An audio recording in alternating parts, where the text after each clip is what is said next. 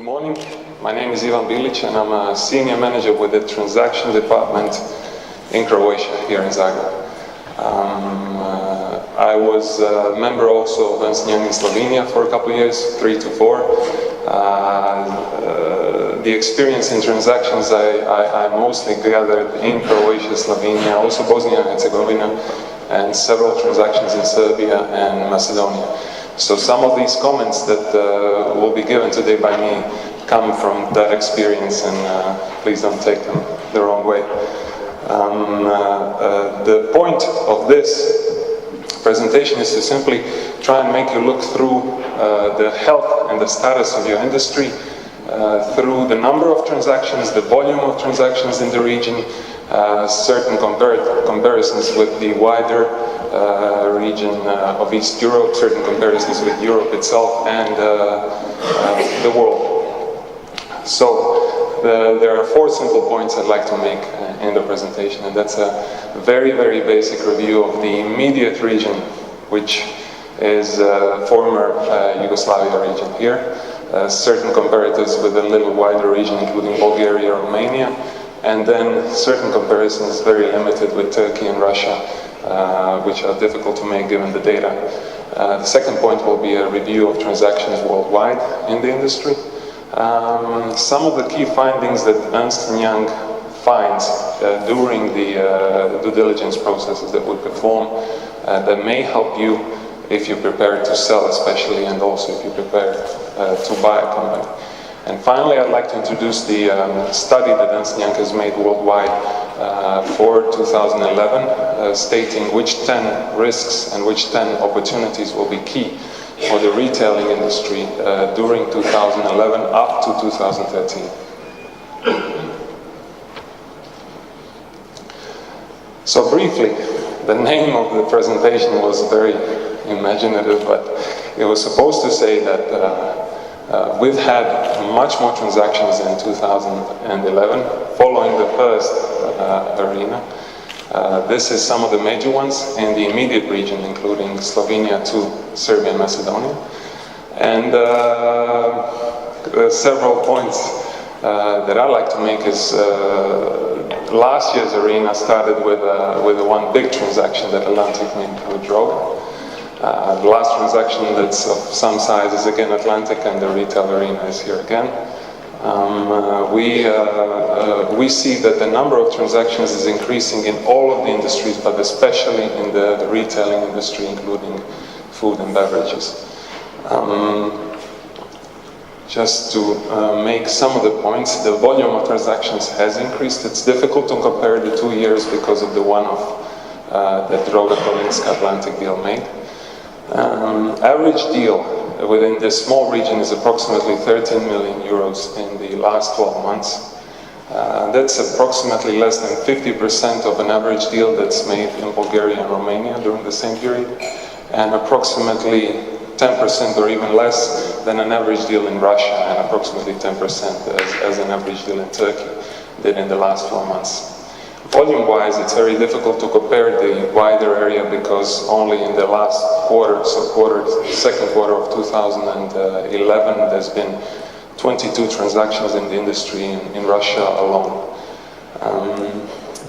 Further transactions may be expected, but as we'll later see in the comparison with the Europe and the world, a certain slowdown may and is expected to occur during the 2012.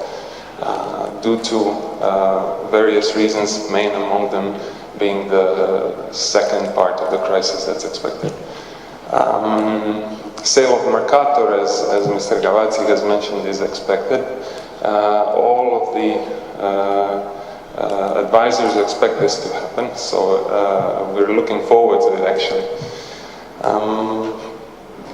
Compared to the world and Europe, where we have more information, following the last quarter of 2009, the world has seen a constant growth, which was mainly driven by large transactions in the North America.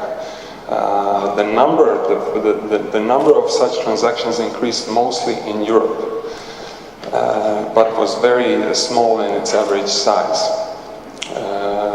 just let's skip to the slide and we'll come back. If you look at the two graphs, the number of deals has had a constant increase, mainly due to the increase of deals in Europe. However, the average deal value has remained quite low, and apart from the Q1 in 2010, where there were several Northern American transactions, the deal value remained fairly low. This is due to the trend that's occurred following the recovery from the crisis, and that's the companies are fairly cautious. Main reasons among these is European debt crisis and the US debt default avoidance is damaging the volume. There is a certain level of uncertainty, and big players that actually have significant amounts of money are investing them elsewhere and not looking to invest in transactions as they used to be prior to the crisis. You also see here the 10 most significant deals that did occur in the second quarter of 2011, and in comparison with previous periods, we may notice that there's only 2 large ones, and one of them was Lactalis, which was the largest buying conglomerate. One of the interesting trends that's occurring, and which is interesting to look at during 2010 and 2011, is the battle between the emerging market investments and developed markets. One of the trends during the crisis, or during the 2009, was increased investments in emerging markets, especially in Asia.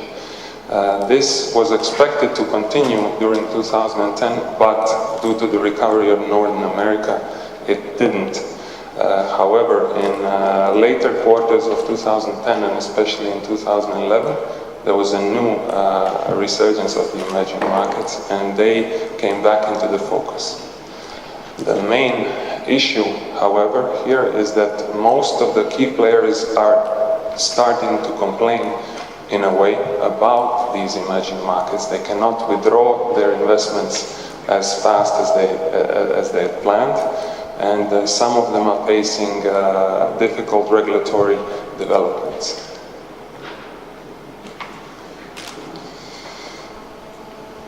I would like to spend some time on the lessons learned that Ernst&Young has seen locally and in the region. And this is the list of them. I wouldn't go into a very big detail, but the key problem that we find, buyers find with the sellers in Croatia and in the immediate region, is that very often in the transactions that are mid to smaller size, there is a very big gap in pricing expectations. Buyers are often, I would think, more realistic. It's a buyer's market. They would like to have very low prices, but however, the sellers are often very emotional, and sometimes the advisors are very cold. However, what happens frequently is that the expectation gap cannot be bridged in the time given for the sale. The second biggest problem is that the lack of transparency and the minimal preparation that is being given in the transaction. In the transactions that are worked elsewhere, i.e. Germany or Switzerland, it was often seen that the sellers are very well prepared. They have a developed sense of what are the key risk areas for them, what will the buyer try to reduce the prices on, and most significantly, they have spent very large periods of time preparing for the transaction. In the region, what happens more frequently is that the sellers are forced to sell.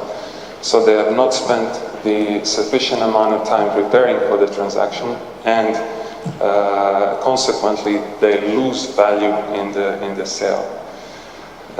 There's very limited focus on forecasting. In today's market, it's not as important to look at the current developments or historical performances that the companies have.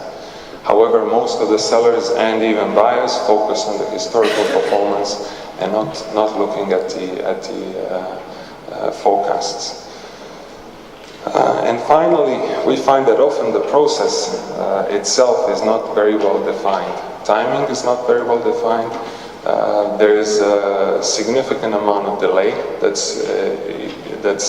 occurs in the transactions, and in most cases this deteriorates the value from the side of the seller. In 2008, Ernst&Young has introduced the product in the UK, which was called the exit readiness. It was a very limited procedure in which Ernst&Young tried to focus on the key areas where the risks may be found in the companies that were being sold. And in the process, we have worked with a large number of private equities and have interviewed them. We found that they think that the biggest value enhancements are in the three procedures, and that was early preparation to identify the key risk areas, alternative exit strategies planned and communicated from the beginning, and the strong leadership and ownership of the process. All of these three were found missing in many of the transactions that we've taken a look and have participated in the region. Especially as the size of the transaction reduces. So that, in a way, was a limited, very, very limited intro into the how transactions are looking at 2010, 2011.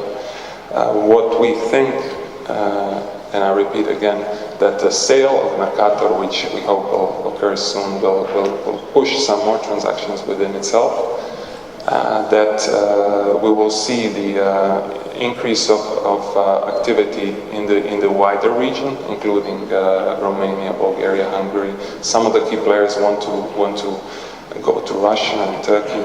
So this is something that we as advisors welcome and hope it will happen. And the last point I'd like to spend a little bit of time is the report that's been issued in 2011. All of you have received it as part of your participant material. Ernst&Young has made a very large analysis in 15 countries in the world and interviewed more than 140 CEOs and CFOs of the largest retailing companies on what they see will be key risks in 2011 up to 2013. And what will be key opportunities in this period for retailing companies. This is how the picture looks for the top 10 risks that were identified. Key among them, and I'm not going to spend time on each individual, is that it is very definitely expected that low growth consumer markets will be the highest and most important risk area in the period up to 2013. The arrow that goes up means that the risk will increase its impact annually until 2013.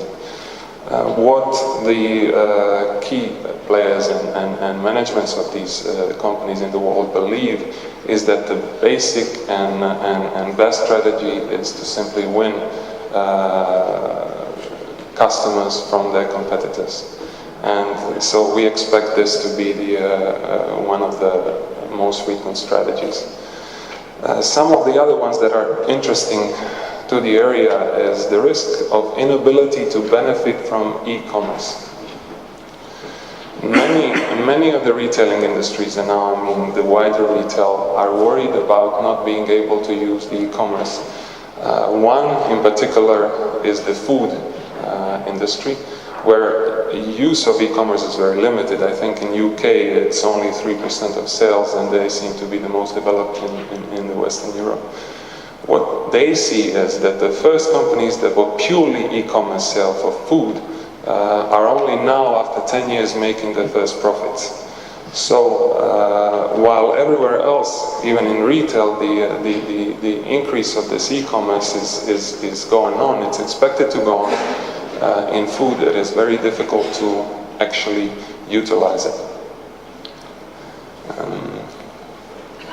Let's briefly just show you the top 10 opportunities.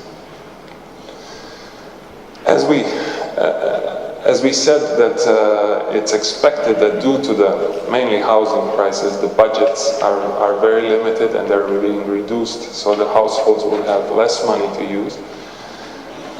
There is a positive thing that will occur in the emerging markets that will affect that will have its global effect, is the rise of the middle class. So it's expected that in the countries of the emerging markets and even in Eastern Europe that the rise of the global middle class will have a positive increase if the companies strategize well and prepare for it. Another one, just to match the risk that I stated, is the new marketing channels and social media. It's been recognized that social media has a much higher power to do in branding and in marketing. We've seen in the last year that social media, basically Facebook, has helped some of the parties get into parliaments. They've helped demonstrations, and they're really a very powerful tool that needs to be used. A problem here that companies stated that more than 50% of the top world companies do not think they have a proper strategy, nor do they have a plan for a strategy until 2013 where they would utilize the social media. So this is an area of an opportunity in customer reach that will be key in the next 3 years. Most of these I've already stated, but these are some of the risks and opportunities that will affect our region.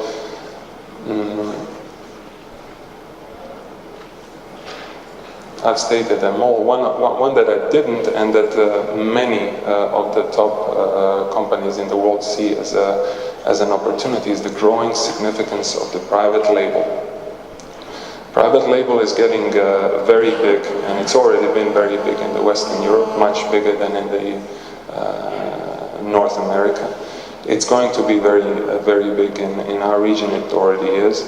And this is one of the opportunities that will be, retail companies will be able to use due to the low growth consumer markets. This is going to be a customer reach for them. That in itself, I wouldn't go too much more. You have the presentation. It's also it's a good thing to ask questions according to the sources in the presentation and to us locally. And I would just like to conclude the overall point of the presentation was the trends seem to be that within the next 2 years the transactions will either remain level for the immediate period of time, so 2012, but we don't expect them to have a significant rise in the number in 2012. What will happen in competition within the market is we believe that Western Europe is very saturated and even Eastern Europe is fairly saturated. So the growth in the market in most of the retailing industry will be through beating the competition. I wish you all good luck, and with that I conclude this. Hvala.